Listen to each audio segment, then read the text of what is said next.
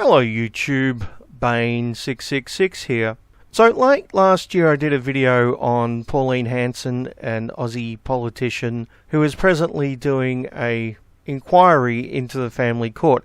A much needed inquiry, need I say, as you will see in this video, because I have a story about the family court which is quite interesting. But as I pointed out in that video last year, there's been a lot of feminist backlash against Pauline Hanson and the family court inquiry. Sherele Moody from the Red Heart campaign. I'm here today to present a petition to the Senate on behalf of 71,000 fellow Australians who are opposed to the family law inquiry and are opposed to Pauline Hanson's role on it. I understand that it's not a huge topic of interest at the moment given the fires, but it is something that we do need to keep on the agenda. There's a lot of women out there who are feeling very stressed and very concerned about their futures, about their children's futures. They're very concerned about the process of the family law inquiry and the potential outcomes that could impact on their safety and the safety of the kids in their care. So that was a press conference held by Sherele Moody last year. Now, Sherele Moody is a award-winning journalist, believe it or not. I know it's hard to believe. And she's also a feminist, which shouldn't be a surprise to anyone. Of course, that was the press conference where she went on to condemn the firefighters for apparently going home and beating their wives. I also did a video on that. I'll link both videos down below. But the argument from feminists like Sherele Moody is that this inquiry isn't needed, that the court system isn't biased towards men, or if it is, it's just not important because fathers aren't important and we shouldn't really care about them, not even the ones committing suicide. And any inquiry into see if there's any bias in the family court system, attempting to alleviate that bias and make the system more fair, well, that's going to impact women, and we can't have that, can we? Because as we know, all men are violent misogynists who hate women, and all women are their victims. Unfortunately for feminists like Sherele Moody, that doesn't really represent reality, as we're about to see.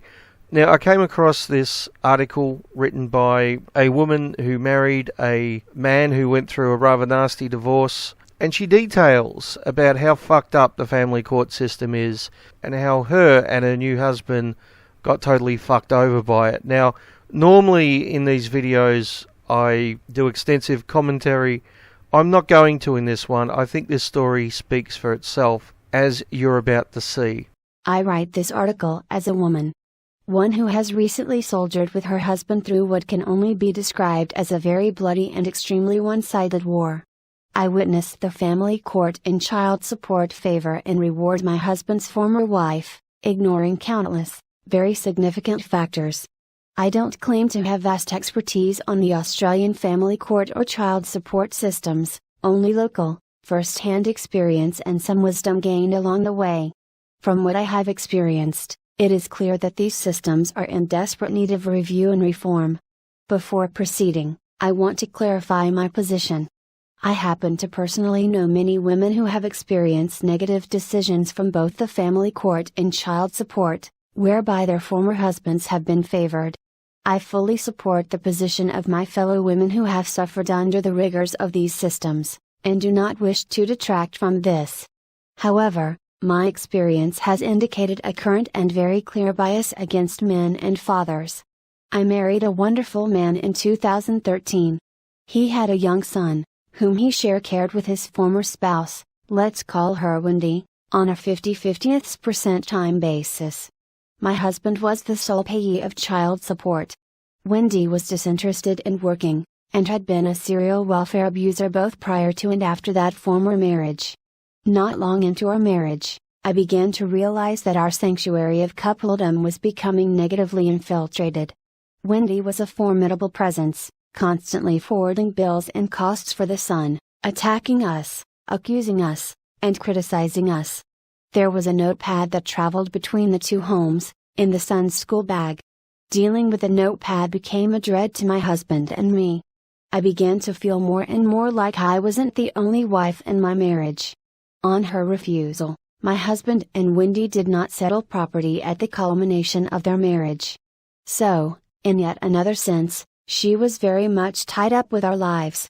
10 months into our marriage, we sought advice from a lawyer as how we could sort the property, so we could all move on. Wendy agreed to enter into mediation to settle the property. However, shortly after the first session, we received a notification from the mediatory body that Wendy had cancelled mediation. Within a week, on our doorstep, we were served with a summons to court. Wendy had received leave to proceed with an out-of-time property settlement and was requesting 75% of our wealth.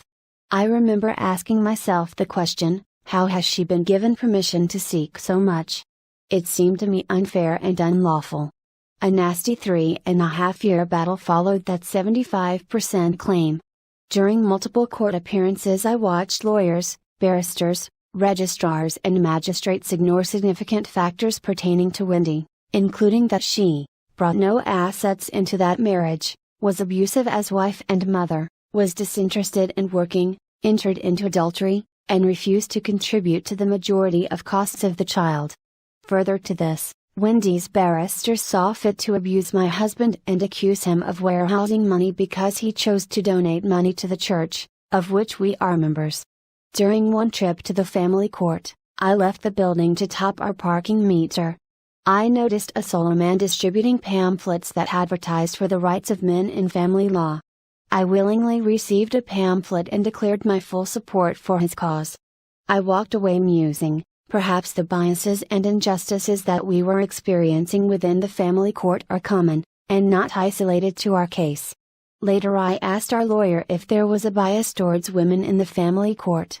His answer astounded me, yes, previously the family court favored men, now the pendulum has swung the other way. No kind of extreme is healthy, I thought to myself. I began to see the need for objective discernment in each individual case that reached the family court. In the midst of this, and on Wendy's request, we enrolled my husband's son into a private school. When Wendy refused to contribute to school fees, my husband consulted child support, hoping to reduce his payments. The child support officer requested we produce a signed declaration from either the school or Wendy, declaring consensual enrollment. Because neither party was willing to provide this, child support refused to alter the payment situation. On communicating this decision with my husband, the child support officer asked him, "Are you feeling suicidal?" I was shocked to hear that my husband was asked this question. Then I learned that it was a mandatory question for child support employees. Because, reporting from the 2017 Federal Parliament Family Court Inquiry revealed that, in Australia, an average of 10 men and 3 women are suiciding each week due to family law matters, source Australian Bureau of Statistics and Coroner's Court of Victoria. A close friend and clinical psychologist, a men's behavior specialist, recently communicated with me. Men generally don't take their lives because they lose their job or miss a promotion, they suicide because they lose their families and children. We waited 6 months after the final trial for the magistrate's decision. This decision equated to an order for my husband to pay Wendy a sum of money that was much more than her 50% share of the marital asset pool. Interestingly, within this order was the addition of an amount of money that came from assets obtained after the divorce of that former marriage.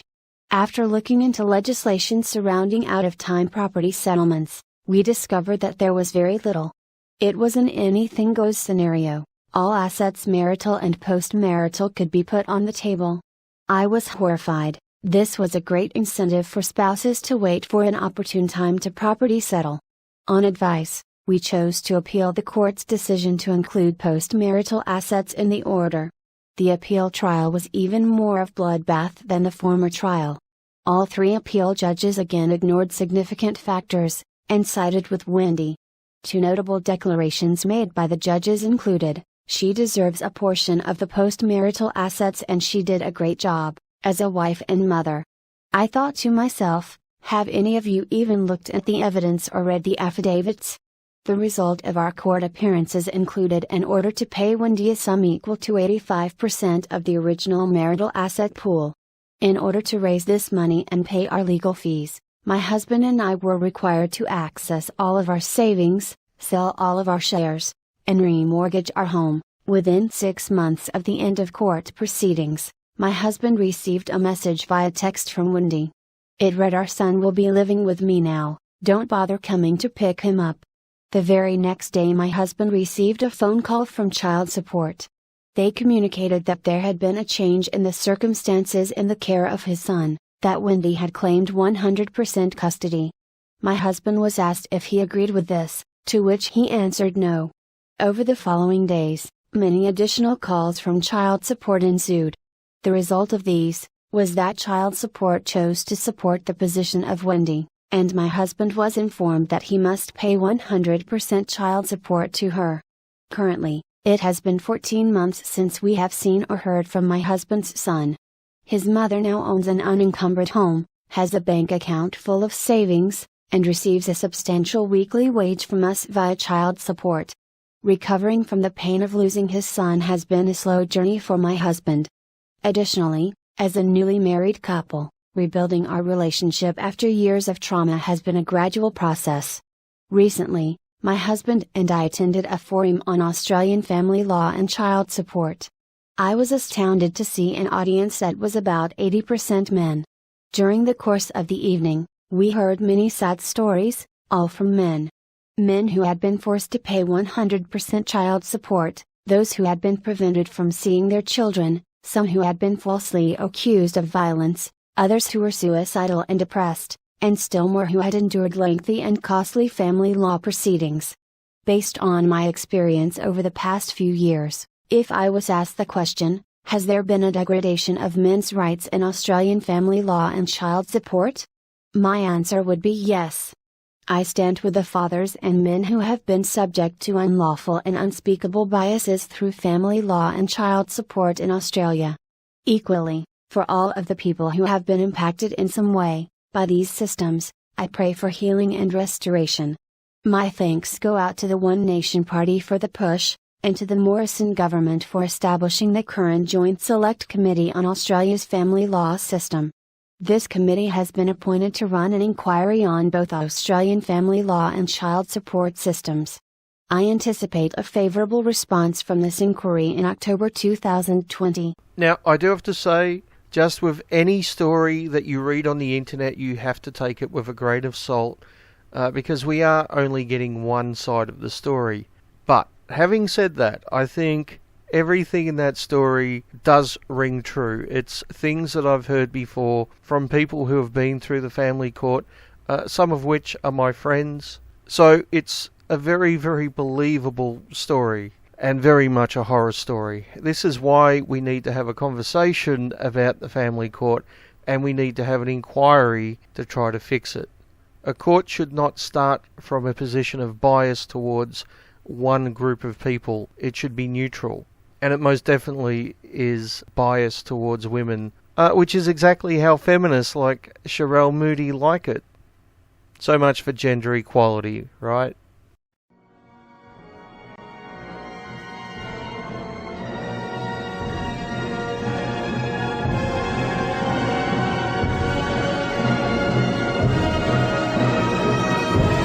And as you can see, we've had 71,000 Australians continue their begging and pleading of this federal government to drop this toxic family law inquiry and to take off the inquiry, if it must proceed, those extremely biased individuals who have already expressed views that they don't believe women. Pauline Hanson said on national radio she thinks women make up claims of violence to help them in the family court. And this is the person that the government is put in charge of hearing evidence about how to fix the family court. Nobody feels safe to give evidence to this inquiry.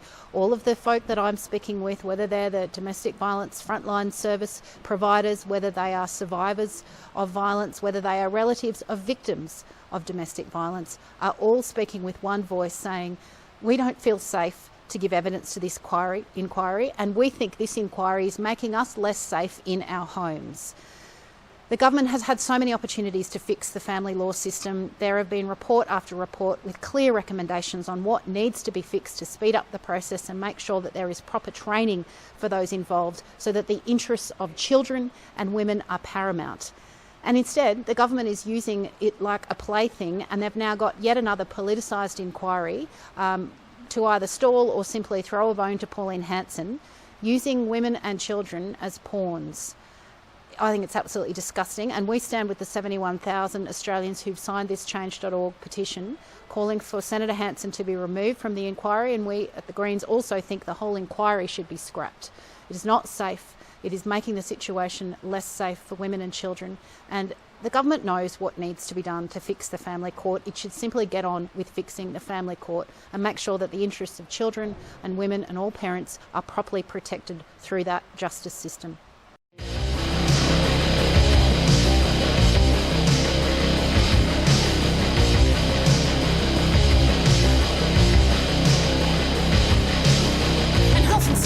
Um uns herum und die Nächte werden länger. Für kurz 2 Tage noch Munition, danach dann nur noch unsere Hände. Woher sie kommen, wohin sie gehen, darüber denken wir nicht nach.